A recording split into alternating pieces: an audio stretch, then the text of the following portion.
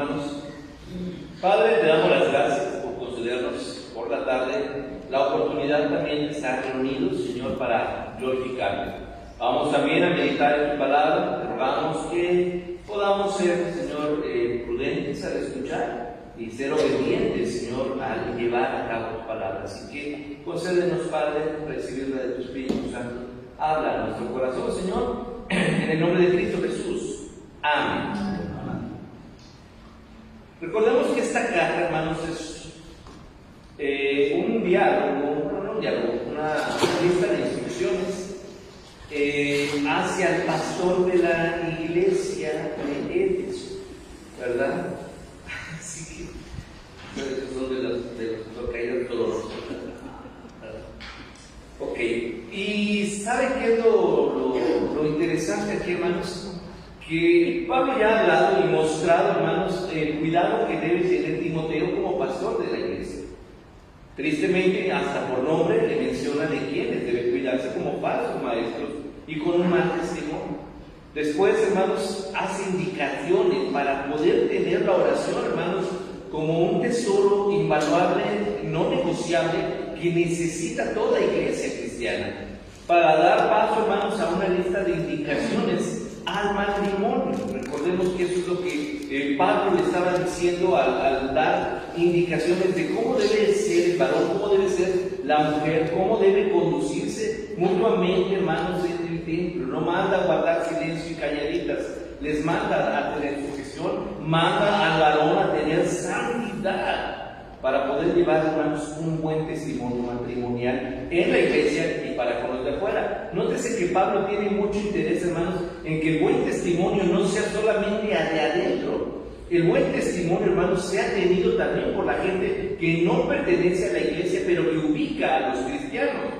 Y aquí, hermanos, en esta parte es complicado lo que Pablo dice aquí. Le dice a Timoteo una lista, hermanos. Déjenme compartirles que cuando Dios me llamó a mí a ser pastor, hermanos, hace casi 20 años, leí este pasaje.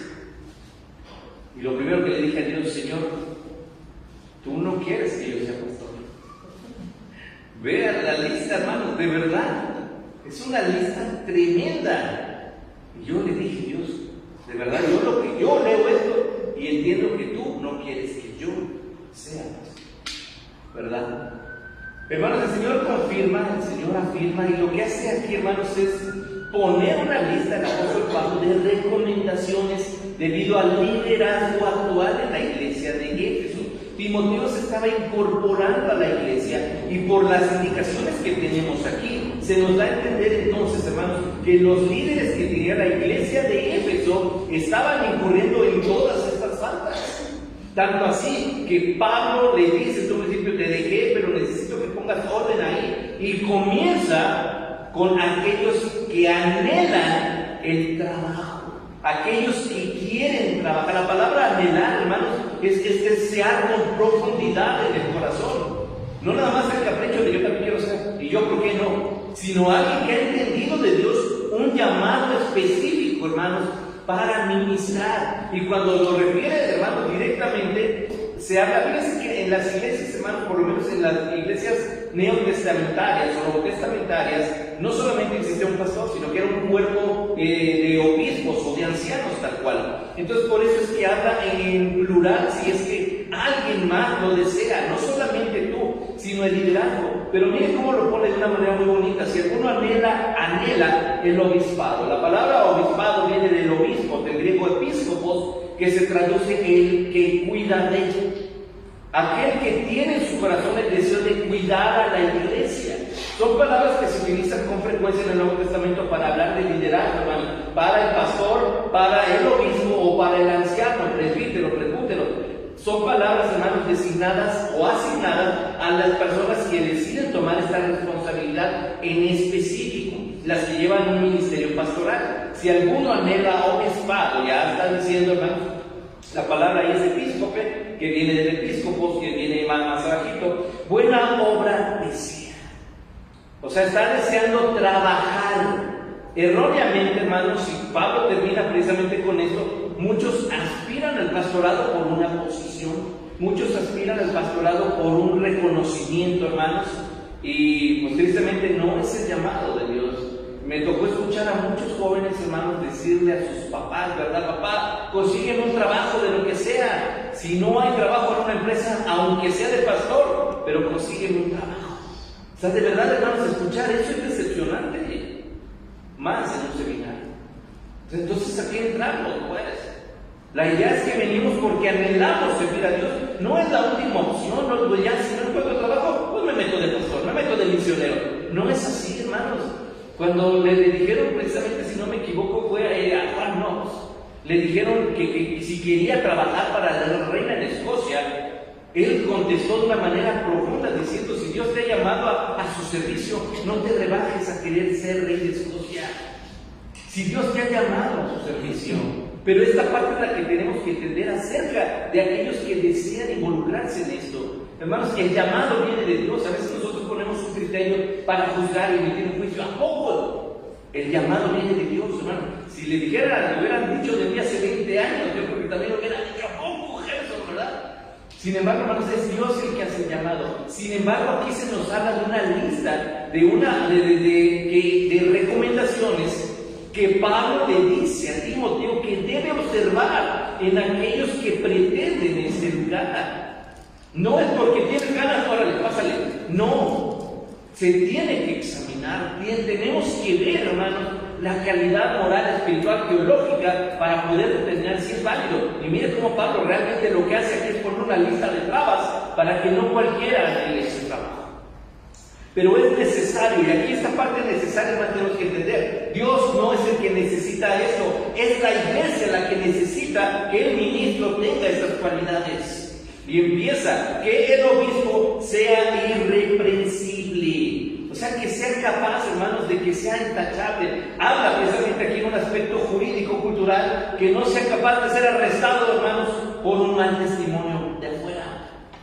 A eso se refiere aquí, hermanos, culturalmente, cuando Pablo lo pone así: irreprensible. Después dice: marido de una sola mujer. Y es curioso, hermanos, ver cómo de repente se ha puesto de moda en las redes sociales. Los pastores, ¿verdad?, de YouTube, de TikTok, que ya es la tercera esposa con la que están. Válgame, de verdad, qué interesante esto. A mí me llama la atención. Mi pregunta es: ¿no han leído lo que está escrito en la palabra de Dios? Porque no podemos juzgar, hermanos, a la iglesita y al pastor. O somos o no somos. Y si vamos a hacer, tenemos que cumplir esto, hermano.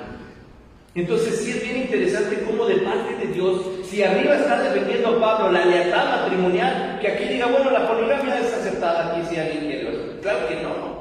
Definitivamente, ni siquiera en las leyes sociales en ese tiempo era bien visto eso. Así que no se trata de estar cambiando, moviendo. Aquí la idea, hermanos, se habla de la lealtad. Si no somos leales al hogar, hermanos, lo más probable es que no le seamos leales a la iglesia.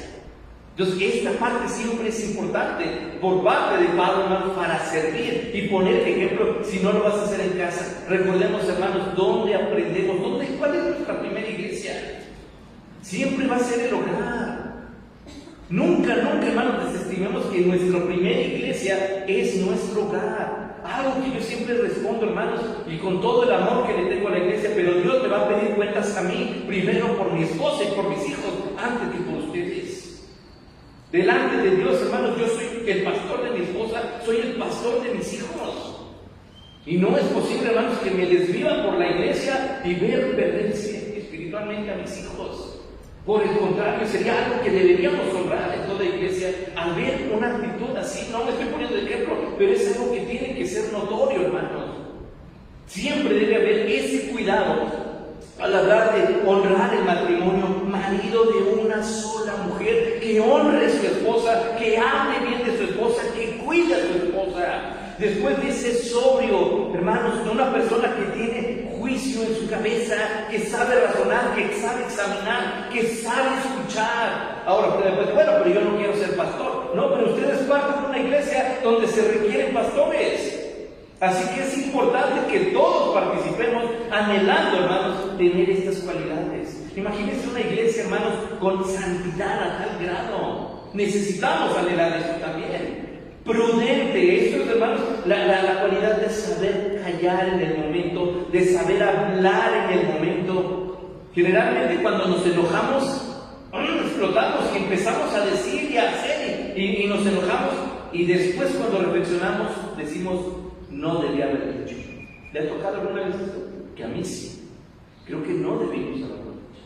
Pero ya lo dijimos, bueno, ahora tenemos que hacernos cargo de lo que provocamos. Bueno, Pablo le dice que tiene que ser prudente, que sepa medir sus palabras. Luego dice decoroso, hermanos. Esto habla precisamente de su imagen. No sea escandaloso, no sea, simplemente su ropa. Decíamos la semana pasada, ¿verdad? De las faldas cristianas, ¿verdad? Eso es ser decoroso, no, o sea, no se trata, hermanos, de vestirnos de monjes, ¿verdad? Y andar tapados y todo, porque, ay, su ropa, no. Pero sí, en base a lo que somos, hermanos. Entonces, aquí sí tenemos que tener cuidado con eso. Hospedador, que sepa abrir las puertas de su casa. Recordando, hermanos, que no somos dueños de nada. Si usted tiene una casa, ¿quién cree que es el dueño? Dígalo sin miedo, ¿quién es el dueño de tu casa? Dios. Y si Dios requiere usar la casa, nos hemos atrevido a decir, no, aquí es un requisito, tienes que abrir, porque somos siervos de Dios, tienes que ser hospedador. Otro dice, apto para enseñar. Hermano, ay, de verdad, cuando leemos o lo vimos, hermanos, el recorrido en Efesios 4, nos dimos cuenta que el pastorado, hermanos, va de la mano con el saber enseñar. Pastores, maestros. No, aquí en nuestras traducciones dice pastores y maestros. Originalmente no tiene la I, hermanos, dice pastor maestro, asociando el ministerio pastoral con la enseñanza. Así que esta parte es de suma importancia, hermanos, porque si el pastor tiene un muy buen llamado, pero no se prepara, la pregunta es ¿qué va a enseñar? ¿Qué es lo que va a enseñar? Porque Dios demanda que el ministro, hermanos, sepa enseñar, sea puesto, hermanos, al frente para enseñar. Versículo 3, no dado al vino. En la escuela dominical hablábamos precisamente acerca de esta palabrita y de cómo debe ser tomada con cuidado. Pues déjame decirle que cuando dice no dado al, no significa que no tomes. Lo hablábamos cuando le recomienda precisamente a Timoteo tomar un poquito de vino por su estómago, por sus enfermedades, por sus males. Entonces no le está diciendo acabate la botella, sé prudente. Pero cuando habla de no dado a, no tengas el hábito, que no tenga la dependencia, que no haga todo con vino y todo. No. Por lo menos el pastor, el obispo, no debe tener ese anhelo, ese deseo o ese antojo. Ahora, Timoteo, tú estás ahí, pero si es medicinal, tómate una cucharadita y ya. No quieras hacer las cosas. No está aprobando Pablo diciendo sí, tomen. No. Pablo lo está utilizando incluso como medicina. Oye, usted y yo, gracias a Dios, tenemos las farmacias, tenemos médicos, aquí tenemos una clínica, a la vuelta de esta clínica, allá tenemos consultorios. O sea, ¿cuál necesidad de vamos? Hay medicamento, hay un tecito, podemos hacerlo. No estamos yendo en contra de la escritura, pero estamos siendo prudentes, hermanos, por nuestra cuestión cultural y por testimonio de los demás. Pero aquí Pablo dice, él no debe estar dado, no debe tener, no debe ceder o ser vencido por la cuestión del vino. No pendenciero, o sea, no debe ser peleonero.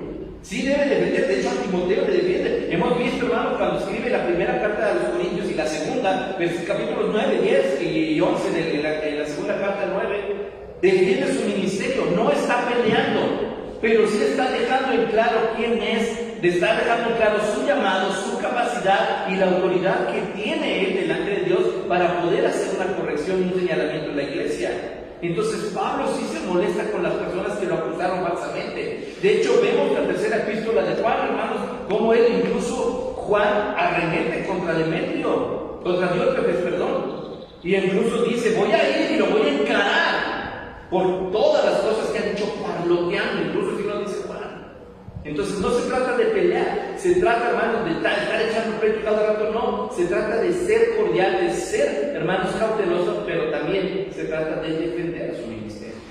Entonces no echar pleito por cualquier cosa, ser justo, ser recto, juzgar, un justo juicio como dice el Señor, pero ciertamente, hermanos, tener cuidado.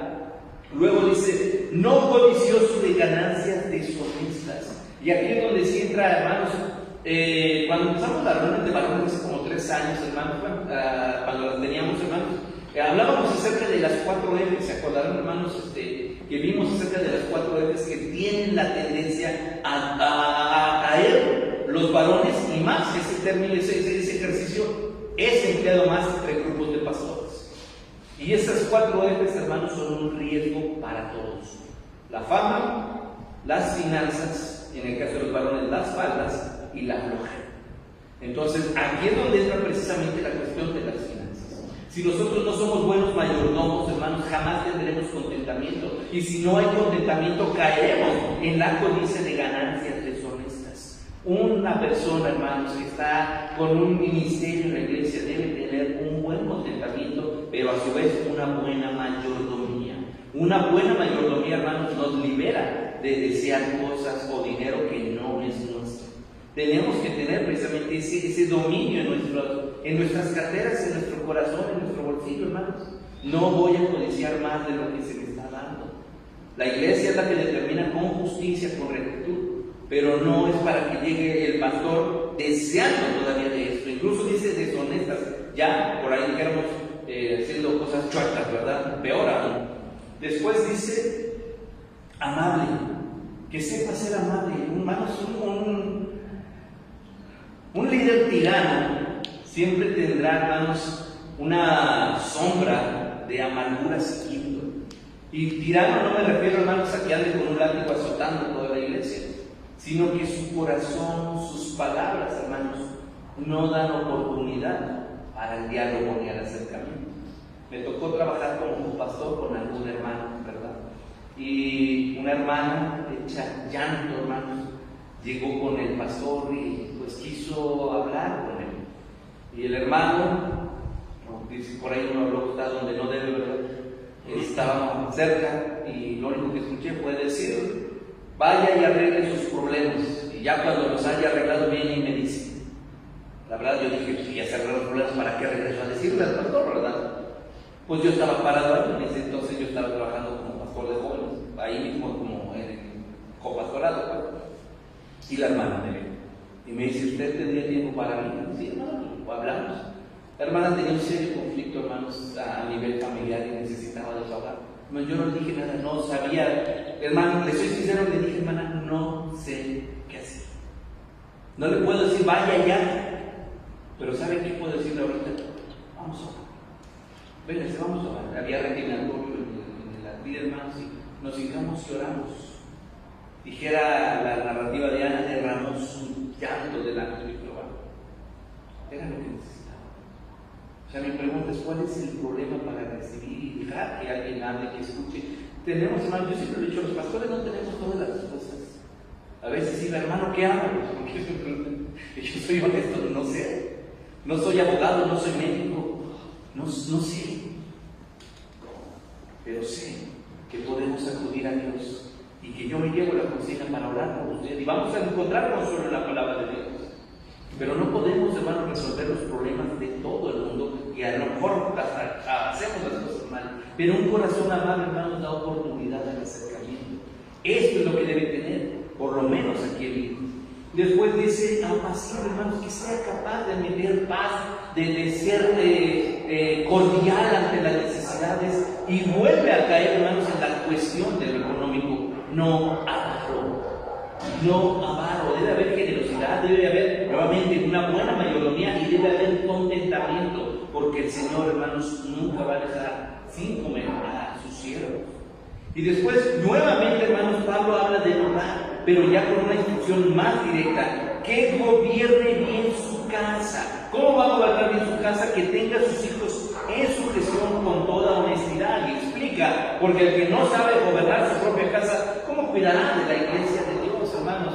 ¿Qué incongruencia sería que quiera ayudar, corregir y instruir a la iglesia cuando su casa se desmorona, hermanos? Esto es algo que todo pastor pasa, hermanos. Aquí Pablo le está diciendo algo que es muy cierto, ¿verdad? Que los pastores o los hermanos que son muy cercanos a los pastores saben que los hogares de los pastores, hermanos, también tienen dificultades. También hay dificultades entre el esposo y la esposa, entre padres e hijos. Pero como tenemos el concepto de que es el pastor y debe estar todo en orden, hermanos, creemos que están en paz. Pero se libran batallas, hermanos, porque pues se convierten en enojo. ¿Quién cree que son los más observados en la iglesia? ¿Quién cree que son los más observados, criticados y juzgados en la iglesia? El pastor, ¿por qué? Porque lo vimos en Bermuda el día lunes en el cine, ¿verdad? El pastor no debe usar bermuda, la hermana trae un pantalón así, los hijos del pastor no se peinaron y empiezan así. ¿A quién le dijo? Tus hijos nunca van a estudiar karate o artes marciales porque son hijos del pastor, ¿verdad? No, sí están ahí, no se preocupen y se me espanten, tienen su karate y ya su morada, gloria a Dios. Nos están avanzando en eso, pero empezamos a meter un prejuicio, hermanos, de exigencia a lo que nosotros creemos, pero que la Biblia no da. ¿Cuál es el propósito que Pablo nos está diciendo aquí? Tiene que haber orden en casa. No es que estén exentos de dificultades, pero sí debe haber orden. Debemos encontrar una mujer que sabe guiar, que sabe escuchar, un esposo que sabe pastorear, que sabe, y hijos, hermanos, que gustan de estar en la presencia de Dios. Pero esto, hermanos, si se fijan, no solamente es una exigencia para el pastorado. Yo me atrevería a decir que es una exigencia para toda familia cristiana. Que tenemos que aprender, hermanos. Me han dicho a mí, consejería, hermanos, que aquí ustedes lo ven bien tranquilo, pero llega a la casa aquí, ¿verdad? No, hermanos, que usted no la conoce, aquí alaba al Señor, pero apenas llega a la casa y me empieza a decir ella a mí. Y hermanos, o sea, no se trata de eso. Sería una hipocresía, hermanos, y tristemente la hay. Pero tenemos que aprender, hermanos, a que como somos aquí en la iglesia, seamos en casa. Como familia, como somos en casa, seamos en la calle, seamos en una fiesta, seamos con nuestros vecinos y se pueda notar eso, hermanos. Pablo está hablando de una familia con integridad de servicio. ¿Cómo va a tener en orden su casa? Bueno, arriba diciendo, siéndole leal a la esposa, marido de una sola mujer. Y cuando habla de eso, no te conformes, ya ni modo, aguántate. No. Se trata, hermanos, de que este esposo sepa cuidar a su esposa. Es mutuo. El énfasis está en el pastorado, hermanos. Pero es mutuo. Una esposa que sabe cuidar al esposo, hermanos, no da pie. El ejemplo que se pone siempre en gráfico, ¿verdad? Si el esposo va a trabajar, hermanos, pero la esposa le deja de almorzar, le pone su lonche bien bonito, aunque esté afuera, hermanos, las personas vendiendo, mira que hay enchiladas, aquí hay tortas, aquí hay tacos, él va a poder decir con toda seguridad, no quiero, porque me están cuidando en casa. En el ámbito de la intimidad es lo mismo, hermanos. Si no hay ese cuidado, esa atención, esa delicadeza, y no solamente estamos hablando, hermanos, de una cuestión sexual, estamos hablando del cuidado mutuo, del cariño, del romanticismo que todo matrimonio debe tener. Un matrimonio alimentado de manera integral, hermanos, aun cuando esté afuera de los puestos que el diablo ponga para que ceda a alguno, podremos decir, no, estoy satisfecho. Estoy pleno porque en casa están cuidando de mí. De eso se trata cuando Pablo dice que haya un local, hermanos, que sepa hacer frente a la tentación, que sepa cuidar. Después dice, no un neófito. Neófito es un nuevo, alguien que apenas está aprendiendo.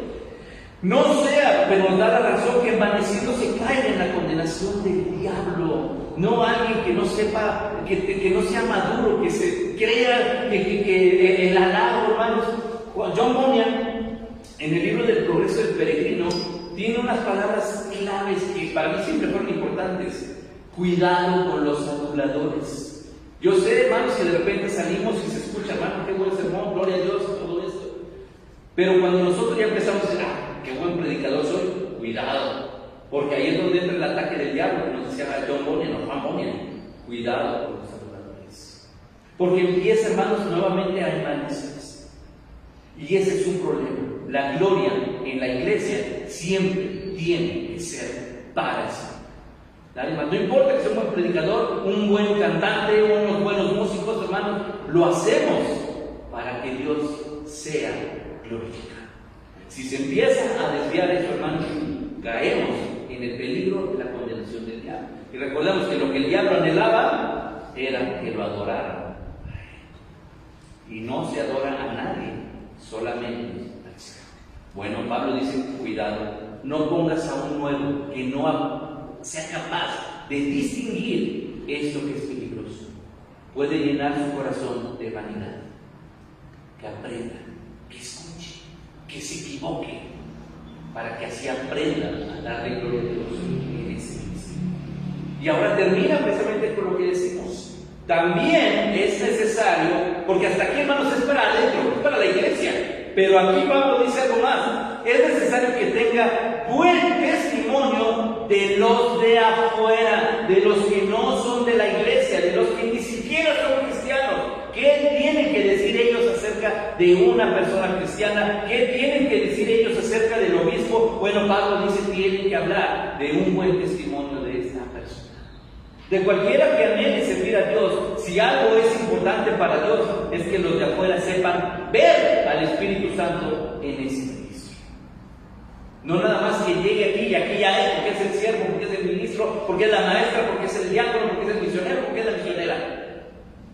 Hermanos, nuestro testimonio, el que comparte las ideologías, las tentaciones, es allá afuera. Porque aquí nos vemos, hermanos, y nos miramos todos somos cristianos, todos somos santos. Me pongo los lentes bien y a cada uno tiene su aureolita aquí, hermanos, de santidad. ¿Por qué? Porque venimos a buscar a Dios y a glorificar a Dios. Pero allá afuera, hermanos, donde la gente no conoce Biblia, usted es lo más cercano a una Biblia que algunos van a llegar a tener. Así que el testimonio de aquí, hermanos, también es importante para Dios con los de afuera, para que no caiga en descrédito. Mire, ¿a poco es cristiano? Y eso que es cristiana, ¿verdad? Tiene lazo de Dios. Y qué triste, hermanos, es escuchar cuando invitamos a alguien. Para mí ha sido doloroso escuchar. Aquí está también él, aquí está él. Yo no regreso a la iglesia por causa del testimonio de los de adentro. No sabía que también estaba él. Yo mejor no regreso. ¿Qué le decimos? No, espérate que, hermanos, estamos desacreditando a la iglesia de Dios. Y Dios, hermanos, fíjese bien, ¿por qué es importante esto? Porque Dios envió a su Hijo a morir en la cruz por su iglesia. Y nosotros no estamos valorando de la misma manera. Así que nuestro testimonio, hermanos, pese aquí adentro, para con la iglesia, con la familia de la fe, pero también con los demás. Tenemos una lista, hermanos, interesante, una lista de exigencias que Pablo pone cerrando puertas para que no cualquiera quiera pararse y decir, yo quiero ser el obispo, yo voy a ser el pastor. Hermanos, son zapatos muy grandes. Y Pablo dice, no cualquiera puede llenar eso. Así que primero observa a Timoteo, observa el ministerio, observa el testimonio, observa las vidas, observa las actitudes, observa sus palabras, observa sus amistades. Y entonces tú determina quién es idóneo, porque yo hago el llamado, pero la santidad depende de que ellos se acerquen, busquen y glorifiquen a Dios. Así que, hermanos, todos somos, hermanos, candidatos a servir a Dios. No todos llenamos estos requisitos. Digo, la verdad a mí me dio miedo. Todavía me sigue dando miedo leer esto. Pero Dios es el que nos hace el llamado directo. Ahora nosotros somos los personas. ¿Qué le digo a Dios? Yo sé cómo se hace el trabajo. O simplemente lo pongo en la cabeza, Señor, guíame a hacer tú la obra que tú haces. No existe el don, hermanos, de regaño ni el ojo crítico. Eso no existe en la Biblia. De hecho, Pablo nos tiene que tener cuidado. Si nos dice juzgar con justo juicio. Pero tenemos que tener cuidado, hermanos, de nuestras palabras. Tenemos que tener cuidado. Algo, recomendación, no dejemos de orar, hermanos, unos por otros. Petición personal. No dejen de orar por mí. No dejemos de orar por nuestros diáconos. También libran las manos. No dejemos de orar por nuestros ministros, hermanos. Tal vez los vemos aquí organizando y trabajando, cuando el sábado estuvieron llorando por dificultades. No lo sabemos. No dejemos de orar, hermanos, por nuestra iglesia. Padre, te damos gracias por tu palabra. Te damos gracias, Señor, porque pues tú eres, Padre, quien pone la disposición en nuestros corazones. Tú eres quien produce tanto el querer como el ser. Pues alúmbranos, Señor, ilumínanos, guíanos, que hagamos tu voluntad, que sepamos ser cuidadosos de los ministros que tú has puesto en tu iglesia, que sepamos honrar, Señor, tu decisión al poner a esta gente, a estos hermanos, a estas estas hermanas, a estos jóvenes, Señor, como integrantes de cada una de nuestras iglesias. Y te pedimos que nos des sabiduría para honrarte a ti, Señor, siendo Padre de ayuda a nuestros ministros, a nuestros pastores, a nuestros diáconos, Señor. Enséñanos. Somos tu iglesia y te necesitamos. Gracias en el nombre de Cristo Jesús. Amén. Dios les bendiga.